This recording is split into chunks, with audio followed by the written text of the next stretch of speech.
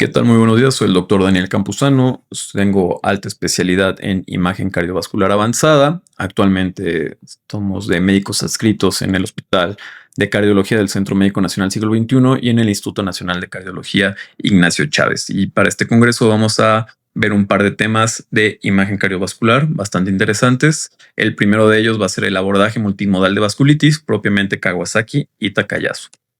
No tenemos conflicto de interés para esta presentación y ya sabemos que las vasculitis van a ser este grupo de enfermedades caracterizadas por inflamación de la pared de los vasos sanguíneos. Los podemos ver como vasculitis primaria, donde no tenemos claro aún la etiología, y las vasculitis secundarias, que ya pueden deberse a otra enfermedad, un proceso infeccioso, tumoraciones, etc. Normalmente las solemos dividir en grandes, medianos y pequeños vasos o de tamaño variable y se puede asociar a una enfermedad sistémica. ¿Por qué es importante en la imagen cardiovascular? Bueno, porque muchas de ellas tienen afección aórtica, sobre todo de la raíz, que nos traduce en alteraciones cardíacas, y afección cardíaca propia. Más del 60% de estas patologías se pueden asociar a algún tipo de patología cardíaca. Y la patología cardíaca puede ir desde propiamente al miocardio, como una miocarditis, puede ser pericarditis, alguna valvulopatía, alteraciones coronarias o incremento en lo que sería la alteración aterosclerótica de las propias arterias coronarias. Todas tienen la capacidad para generar cierto daño al corazón. Por índice de frecuencia en nuestra población, vamos a hablar únicamente de lo que sería Takayasu y enfermedad de Kawasaki. La enfermedad de Kawasaki sabemos que es una vasculitis sistémica aguda propia de los niños. Normalmente se diagnostica previo a los 5 años de edad. Es la causa más común de enfermedad adquirida en la infancia dentro de los países desarrollados o en vías de desarrollo como el nuestro. Y nos importa, es de nuestra especial atención le prestamos porque tiene potencial alto para producir alteraciones coronarias que después se traducen en isquemia, en infarto e incluso en muerte súbita en nuestros pacientes. Dentro de las guías de la AJA del 2017 al 2024 tenemos actualizaciones para las recomendaciones del uso de imagen multimodal. Ya lo tiene más especificado cuándo podemos utilizar la imagen multimodal. Antes estaba un poquito en el olvido y ya hemos visto que la imagen cardiovascular nos ayuda tanto para el diagnóstico, la estratificación, las terapias y el seguimiento de estos pacientes. Entonces, nuestro primer estudio pilar principal sigue siendo la ecocardiografía transtorácica. ¿Por qué? Porque es fácil de utilizar, es muy accesible, es un adecuado estudio. Como son normalmente infantes, no tienen tantas alteraciones con las ventanas, tanto problema con la ventana acústica. Sí sigue teniendo las ventajas que es operador dependiente y puede dar un poco limitada, sobre todo en lo que son coronarias distales, cuando el operador no es tan experto en visualizar coronarias. Sin embargo, sigue siendo nuestro estudio de primera línea principal para el abordaje de la patología de enfermedad de Kawasaki. Y entonces en esta fase aguda solo recomendamos utilizar el ecocardiograma transtorácico, pues no tenemos ciertos contextos donde podemos complementarlo con una imagen seccional, un estudio de imagen seccional, cuando el ecocardiograma no es concluyente o cuando los hallazgos del ecocardiografista, del cardiólogo ecocardiografista, son bastante complejos. Entonces aquí la angiotomografía coronaria nos sirve para ver aneurismas distales o para cuando tenemos que determinar de manera muy precisa cómo está la luz arterial, si hay trombos, si hay estenosis, si hay mucha calcificación, etc. Y la resonancia magnética cardíaca nos permite estudiar lo que sería la fibrosis, alguna alteración asociada normalmente como la miocarditis. Las secuencias de caracterización tisular nos permiten ver también el reforzamiento tardío, los mapeos paramétricos entre T1, T2 y el volumen extracelular, y podemos ver zonas de isquemia que están ocasionadas por algún trombo o estenosis de la arteria coronaria.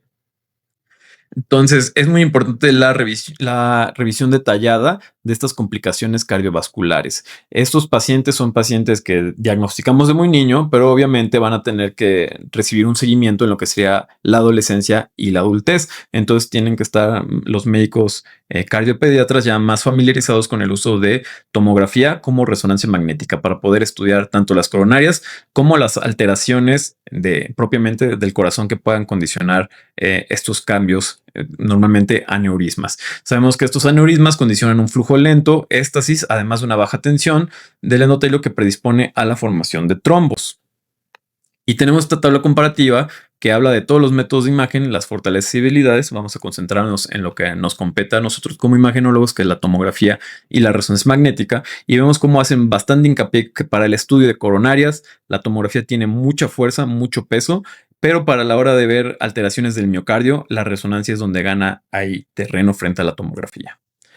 ¿Y qué tanto es comparable el ecocardiograma, que ya vimos que es el estudio principal, que todos los pacientes le van a hacer de primera mano, con nuestra tomografía? Pues bueno, el Boston Children's Hospital, que es un hospital de referencia mundial patología pediátrica, de 2016 al 2020 hizo un estudio retrospectivo de todos sus niños con Kawasaki que tenían documentados algún tipo de aneurisma, gigantes, medianos o pequeños, de acuerdo con el CT-score. Hacían la medición por el eco de pared ecogénica interna a borde externo, y por la tomografía ya sabemos que tenemos la capacidad de poder hacer ese corte real, ortogonal, preciso, oblicuándonos en dos ejes diferentes para saber que tenemos un eje corto verdadero. Es lo más exacto que podemos hacer por tomografía al poder usar estas reconstrucciones de MPR.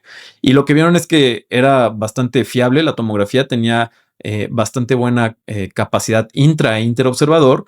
Y en los aneurismas proximales de las coronarias no había muchos cambios. Sin embargo, mientras más distales hacían los aneurismas, más preciso resultó ser el estudio por tomografía, incluso teniendo que reclasificar varios de estos tamaños de aneurismas hasta en un 24% de los pacientes que ya lo habían hecho por ecocardiograma. Entonces, la tomografía resalta su papel para el estudio coronario dentro de los aneurismas. Obviamente, mientras más complejos y más distales se van haciendo, más necesaria es su utilización.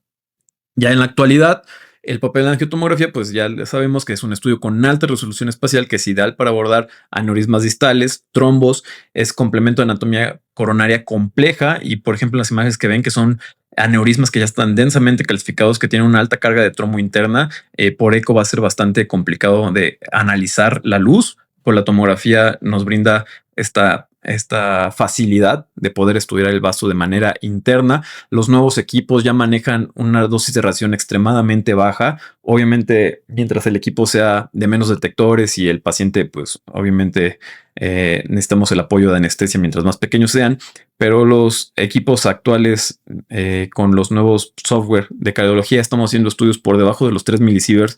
Incluso cuando hacemos estudios retrospectivos en niños, que a veces es muy necesario, siguen siendo por debajo de los 6 milisieverts, que no es un estudio extremadamente bajo en radiación, teniendo en cuenta de que son infantes y que por la patología que presentan requerirán un seguimiento por imagen en toda su vida. Entonces es útil también para tener una imagen inicial de referencia y poder tenerlo la imagen comparativa en la evolución de nuestros pacientes, además de, como ya sabemos, valorar todo lo que es estructura extracardíaca. El eco únicamente se va a limitar a lo que sería el corazón y la tomografía nos va a permitir ampliarnos aún más. Al igual que la resonancia magnética es muy útil en estadios subagudos o crónicos. Evalúan la función ventricular, biventricular, si hay fibrosis y si hay isquemia. Además podemos usar el strain, que nos puede permitir observar disfunciones subclínicas, que no estamos viendo todavía alteración en la FEBI, y nuestras técnicas de caracterización tisular, que ya sabemos de los mapeos y reforzamientos tardíos, son ideales para seguimiento sin radiación, y también estudiamos de manera muy adecuada las estructuras periféricas. No nos quedemos con que la tomografía es lo ideal para estudiarla. Aquí tenemos esta imagen que es una reconstrucción volumétrica de una angioresonancia, en donde se puede observar bastante bien ese aneurisma subclavio distal ya de la arteria axilar que presentaba este paciente con Kawasaki. Vamos a poner unos ejemplos. Tenemos un femenino de 4 años de edad. Estos pacientes son del Hospital Infantil de México. Tiene antecedente de enfermedad de Kawasaki que se lo detectaron al año de nacida, y ya cuenta con el antecedente de que tenía aneurismas gigantes. En el cuadro actual acude porque inició con un cuadro respiratorio fuerte debido a COVID-19. Entonces tenemos el estudio de tomografía, vemos desde la fase simple cómo hay dilataciones coronarias que están calcificadas de maneras periféricas, y a la hora de pasar el medio de contraste en la angiotomografía coronaria, vemos que existe trombosis parcial intraluminal. Sin embargo, la oclusión como tal de la luz arterial no es tan significativa porque pues, está muy dilatado por el aneurisma, y la trombosis parcial fue periférica. Entonces la luz arterial se encuentra bastante bien conservada. A la hora de hacer la resonancia magnética, hacemos la caracterización tisular, vemos que no hay datos de edema, sobre todo pensando por el episodio del cuadro respiratorio por COVID, queríamos descartar si había alteraciones de miocarditis, y vemos en la secuencia de cines como la función está totalmente conservada, una FEBI de 60% y una FBD de 52%. Entonces aquí nos traduce que no ha habido datos de isquemia, porque como vimos en las imágenes de la tomografía, la luz, a pesar de que estaba trombosada, tenía todavía un buen calibre intraluminal para perfundir el miocardio. Sin embargo, a pesar de esto, se hace la extensión y vemos cómo esta paciente tenía afección extracardíaca. Vean cómo la aorta abdominal, las principales ramas, la mesentérica superior y las arterias ilíacas se ven afectadas, tienen estas dilataciones fusiformes, estos aneurismas, y nos sirve como un estudio, les decía, de base, porque una vez visto esto, se le vuelve a hacer el tratamiento. Estuvo 4 meses en tratamiento con la gamaglobulina, citoprina, el corticosteroide, y posterior a 4 meses se le hace el estudio de control y ven cómo la paciente prácticamente presentó regresión total de estos aneurismas que tenía en aorta abdominal y arterias ilíacas. Las reconstrucciones volumétricas de la misma paciente pues demuestran igual la alteración aneurismática a múltiples niveles y posterior al tratamiento la regresión total, un tratamiento efectivo. Entonces ya vimos estudio basal y un adecuado seguimiento periférico, no únicamente enfocarnos a la afección coronaria. El caso número 2, este es un masculino de 2 años de edad que presentó fiebre de 3 semanas de evolución. Dentro de su abordaje se le realiza un ecocardiograma y se demuestran estos aneurismas coronarios. Vean cómo la arteria coronaria derecha presenta múltiples lobulaciones, múltiples aneurismas que se van alejando, se van haciendo distales, y aneurismas de mayor tamaño fusiformes en las coronarias izquierdas. Entonces este paciente, al tener varias aneurismas y de morfología compleja, se decide pasar a una tomografía para una mejor caracterización. Que vemos estas imágenes muy similares al eco, se ven los aneurismas coronarios derecho y de la DA, cómo se extienden hasta segmentos distales y cómo hay una disminución del paso en medio de contraste, lo cual nos habla de que ya puede haber una alteración en el flujo, en la perfusión. La reconstrucción volumétrica, solo que resalta la formación de aneurismas, y en la extensión que le hacemos al paciente vemos que también cuenta con un aneurisma de la aorta abdominal y otros múltiples aneurismas en lo que serían las arterias ilíacas. Este paciente, otro de los beneficios de hacer la tomografía es que podemos hacer el análisis vascular muy preciso de estos cortes. Aquí vemos las alteraciones de los aneurismas, vemos que ya existe trombosis parcial, pero también vemos la pared vascular que tiene un reforzamiento con el medio de contraste. Entonces nos hablaba también que tenía un periodo, una fase aguda en el momento del estudio, un proceso inflamatorio agudo. Se le realizó la resonancia magnética. A diferencia del primer caso, este paciente ya demuestra alteraciones ventriculares. Ya vemos que la FEBI ya cayó a un 40%, la fracción de eyección del ventrículo derecho no tiene ningún problema, y vemos que este ya tiene un reforzamiento tardío muy característico de un proceso isquémico. Ya veremos la clase más adelante de isquemia, de resonancia magnética, cómo se ven las alteraciones isquémicas, pero les adelanto que son estos reforzamientos transmurales o subendocárdicos. Aquí en estas imágenes del medio se ve muy característico de la arteria descendente anterior, con afección anteroseptal y anterior, y con extensión incluso lateral en el 4 cámaras se puede observar. Y corroboramos la presencia de las mismas imágenes de los aneurismas que presentaban en ambas arterias. El paciente pasó a CATE porque tenía obviamente alteraciones en la obstrucción, y les pongo aquí esta comparativa de las imágenes del cateterismo con la tomografía para que vean que la resolución espacial, a pesar de que sí, obviamente la resolución temporal va a ser mucho mejor en el cateterismo, la tomografía no se quedó atrás y se ven básicamente las mismas imágenes, las mismas alteraciones en los segmentos muy precisos que encontramos por tomografía, y las mediciones fueron muy precisas cuando le hicimos la comparación con el cateterismo de este paciente. Entonces tiene una excelente resolución temporal y espacial para poder distinguir el tipo de aneurisma, la posición, el segmento y qué tanta obstrucción está generando a nivel intraluminal.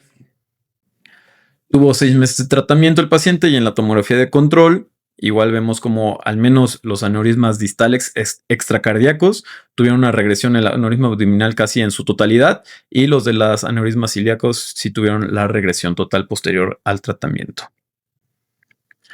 Y otras líneas de estudio de investigación. Este es un paper que se publicó este año en junio del 2025, y se lo pongo con el fin de que ustedes tengan siempre presente que nuestra ciencia médica está en constante evolución. Nuestra rama, que es la imagen, por nuestras características del uso de tecnología, también es una rama que se encuentra en constante estudio para poder sacar el máximo provecho de las técnicas de la tecnología con la que nosotros contamos. Entonces, vean, este estudio lo que se han puesto a evaluar ahora es la inflamación de la coronaria mediante la evaluación de la atenuación del tejido graso pericoronario.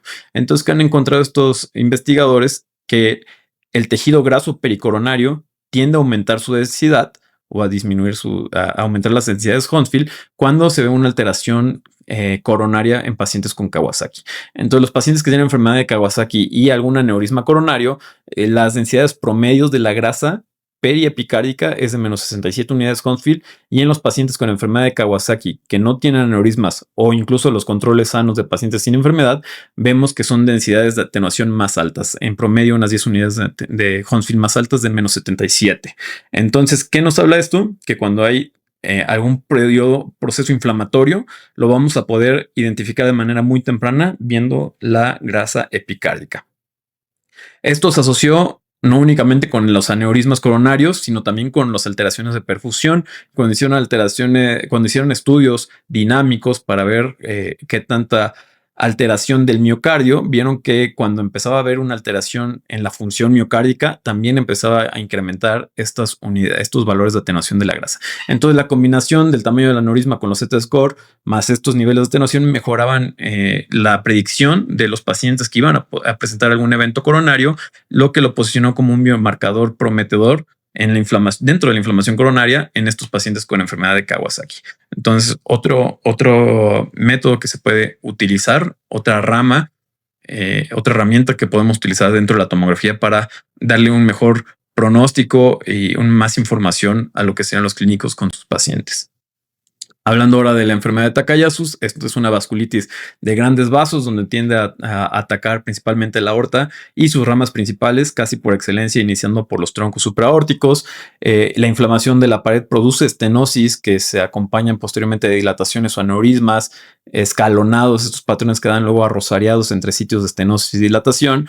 Y la afección cardíaca aquí en Takayasu va a ser frecuente, más del 60% van a llegar a presentar algún tipo de afectación cardíaca. La severidad de esta patología va a determinarse por el grado y la extensión de la afección vascular. Y cuando tenemos afección, por ejemplo, de las ramas pulmonares, se va a asociar muchas veces a hipertensión arterial pulmonar, que ya requerirá también otras guías, otros medios de tratamiento. Entonces, la evaluación aquí de las anomalías cardíacas por imagen multimodal resulta fundamental. ¿Por qué? Porque la evaluación, sobre todo por resonancia en estos pacientes que van a afectar el miocardio, tiene gran utilidad, ya que vamos a identificar alteraciones que incrementan la morbimortalidad de estos pacientes. Podemos ver desde miocardiopatías dilatadas, ya sea isquémica o no isquémica, los aneurismas, el aumento de la aterosclerosis que tienden a hacer estos pacientes dentro de la coronaria y de la aorta, valvulopatías, o cuando hay alguna alteración de la válvula aórtica que se traduzcan después en insuficiencia aórtica, o cuando existe dilatación de la raíz, que también nos puede traducir en insuficiencia aórtica. Todas estas entidades las vamos a poder estudiar bastante bien por imagen, y las que son del miocardio, sobre todo por resonancia magnética. La clínica, pues ya sabemos que es variable. De entrada, como les dije, la mayor parte de los casos van a iniciar con afección en los troncos supraórticos. Entonces, la clínica suele empezar por ahí, claudicación de las extremidades superiores. Si afectó ya las carótidas, puede dar alteraciones de cefalea o algunas otras alteraciones neurológicas, o incluso cuando afecta principalmente ramas abdominales, podemos empezar con cuadros súper inespecíficos como dolor abdominal, cuadros muy similares a lo que serían isquemias mesentéricas, por ejemplo. Va a depender bastante de dónde esté el sitio de afección, la clínica que va a haber. Y es por eso que el diagnóstico es de buena elección realizar una tomografía o una resonancia magnética en estos pacientes para hacer un estudio completo, integral. Se puede asociar obviamente al uso de medicina nuclear, que es bastante bueno para ver procesos inflamatorios agudos en estos pacientes. De eso no vamos a hablar ahorita. Nuestro principal algoritmo de clasificación angiográfico es que se llama clasificación de Numanu. Lo dividimos en 1 cuando solo encontramos afectación de los troncos supraórticos. El 2 se va a dividir en 2A y 2B. Es básicamente afección de la aorta torácica, siendo el A con afección de la aorta ascendente y el arco aórtico, y el 2B cuando haya una afección de la aorta del segmento descendente. El Numanu 3 cuando hay afección ya abdominal o de las ramas abdominales. El 4 cuando hay únicamente afección abdominal. Y el 5, que lamentablemente es el que más nos encontramos cuando hacemos los estudios, es que haya una afección difusa, tanto torácica, supraórtica y de ramas abdominales. A esta clasificación además le agregamos los marcadores P y C. P cuando hay una afección a las ramas pulmonares y C cuando existe ya también afección coronaria.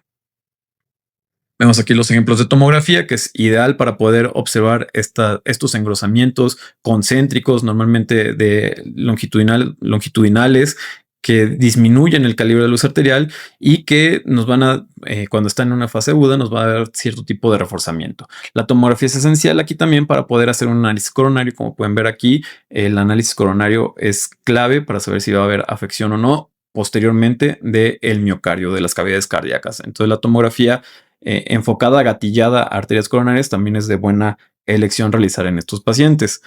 La extensión a lo que hacemos la aorta torácica y abdominal también resulta fundamental. Podemos observar todos estos sitios de estenosis, de dilatación. Podemos observar los reforzamientos murales para saber que hay un periodo inflamatorio, que en resonancia magnética también se traducen en estas alteraciones en las secuencias susceptibles al líquido, como son las secuencias T2. Vemos que va a haber una hiperintensidad de lo que sería la pared, además del engrosamiento concéntrico mural, que nos habla de imágenes que nos dicen que corresponden a un paciente que tiene un proceso inflamatorio agudo.